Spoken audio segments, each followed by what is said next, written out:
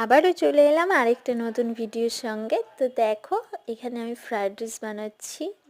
Complete হয়ে গেছে fried rice. আর এদিকে করা হচ্ছে কষা মাটন, আর এদিকে রয়েছে চিতল মাছ, এটাও করতে হবে। তো আজকে আসলে আমার বার্থডে, জন্মদিন। তো আমার শাশুড়ি মা আমাকে ধান দুব্বো দিয়ে নিজের হাতে পায়েস করে খাওয়াচ্ছে। আর হচ্ছে এদিকে আমি তো আশীর্বাদ নিচ্ছি, সাথে আমার মেয়েও নিচ্ছে, ওর বাবাও নিচ্ছে। তো এখানে দেখো আমাকে পায়েস খাওয়াচ্ছে।